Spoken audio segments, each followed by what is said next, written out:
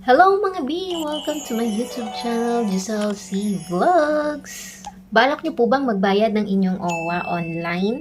Pwedeng-pwede naman po. Pero bago po yan, pinapaalala ko lamang po sa inyo na meron na po tayong bagong OWA app ngayong taon na to, na 2025. So, i-download nyo lamang po yan sa inyong mga Play Store.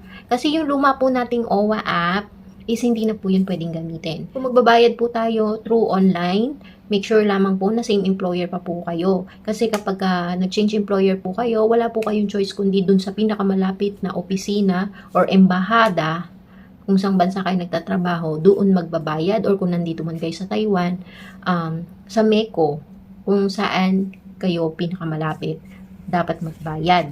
And kung hindi nyo pa alam kung paano mag-sign up sa bagong OWA app, ilalagay ko lamang po yung link sa description. So, bago tayo mag-proceed, ihanda po natin yung ating kakailanganin kagaya ng passport, verification employment contract, or latest OEC. Ganon din po kapag pupunta kayo sa opisina para dun kayo magbayad kung sakaling kayo po ay change employer, yun din po ang dadalhin nyo. And of course, pambayad. $25 po yan. Good for 2 years na po yan. So, wag na po kayo maghinayang. Kung magkano po yan sa peso, malalaman natin yan mamaya. May mga katanungan po kasi, bakit daw po last month mas mataas, bakit this month mababa? Kasi po, nagbe-base po yan sa US dollars rate. Kaya po yung fee na binabayaran natin sa OWA, pabago-bago, minsan mataas, minsan mababa. So, simulan na natin kung paano magbayad sa ating OWA gamit ang GCash. Let's go!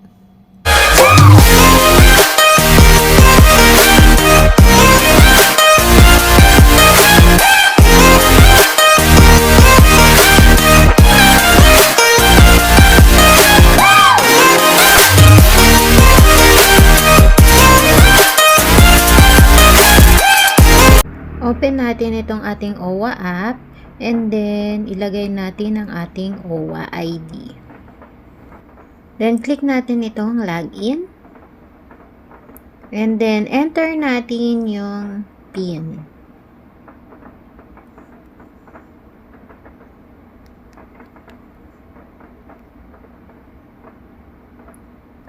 Next is i-click natin itong ating membership information.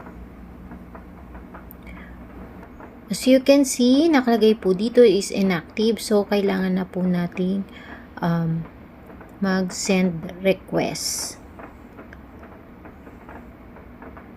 So, dito hihingin po yung ating passport or latest contract or OEC. I-click lang natin itong plus sign. And then, punta tayo sa gallery. Click ang passport. And then, next is yung latest contract or OEC. Click lang ang add. Piliin natin tong latest contract. And then, submit. Nakalagay dito, success. All files uploaded successfully and request sent. Click OK. Hintayin natin kung ito ay magsasucess ang request.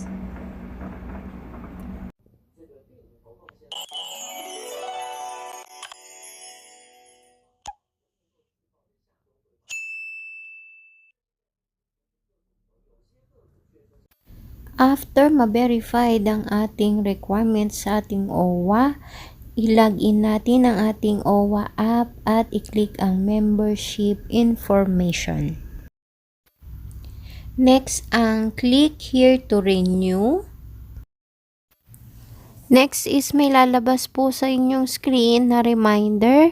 Payment will reflect after 1 to 3 working days. And then, i-click po natin ang I accept. Susunod naman, nalalabas sa inyong screen ay yung application form ng OWA. Nandyan na po automatic ang inyong OWA ID, ang inyong name at email address. And then, double check nyo lamang po. Next is yung employer or yung pangalan ng inyong company. And then, contract duration. Syempre, 2 years lang naman po ang validity ng ating OWA. So, kailangan po ang piliin natin dyan is 24 months or 2 years. Next is yung position, kung ano po ang trabaho ninyo. And then yung job site or kung saang bansa kayo nagtatrabaho. And then i-click po natin ang submit. Next is yung payment portal.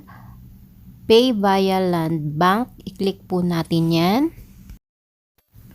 Next na lalabas sa ating screen ay yung transaction details. Nandyan po ang inyong detalye and paki-double check pong maigi kung ito po ay tama. And then, piliin po natin yung select sa my payment option. At ganito po ang lalabas. Narito po ang mga payment options. Since GCash po ang ating gagamitin, i-click lamang po ang cash payment and GCash, Maya, ShopeePay, and GrabPay via MYEG. Next is yung payment summary. Narito po kung magkano ang babayaran natin sa OWA. Ito po ay 1,431.25 sa peso at meron pong transaction fee na 30 pesos. So, ang total na babayaran natin ay 1,461.25 pesos. And huwag kakalimutan i-check ang box. I certify that I am at least 18 years old and have read, understood, and agreed to the terms and conditions. And then, i-click natin ang submit. Next is yung choose a payment method. I-click lamang po ang GCash. At may lalabas po ulit na panibagong detalye. At pag kinlik nyo po ang proceed, may lalabas po na another permission na nakalagay is, are you sure you want to proceed? And then, i-click po ang OK. Hintayin lamang ma-process ang request. At ganito po ang lalabas. Pwede nyo pong i-screenshot yung QR code at mag-login kayo sa inyong GCash or pwede namang i-click nyo yung open in GCash at magdadirect na po kayo sa inyong mismong GCash. At ganito po ang lalabas. Nadalhin po kayo sa confirm payment mismo sa loob ng GCash account ninyo. And i-double check nyo po kung tama po yung amount na babayaran nyo. And then i-click po ang pay. Next is, i-click lamang po agad ang proceed bago matapos po ang seconds. At automatic po tayong babalik sa payment merchant. At kapag mayroon po tayong nakita na green check, ibig sabihin successful po ang ating payment online. And gaya po ng sinabi sa reminders kanina, at least 1 to 3 days bago mag-reflect ang ating payment. Pero in my case, nung tinry kong i-check ang aking OWA app, wala pang 12 hours, active na po ulit ang aking OWA. And that's it for today's video. Sana may natutunan po kayo. And kung bago pa lamang po kayo dito sa aking channel, please don't forget to subscribe, like, and share, and press the notification bell para updated kayo sa aking mga latest video. Bye-bye! Ingat kayo palagi mga ka-OFW!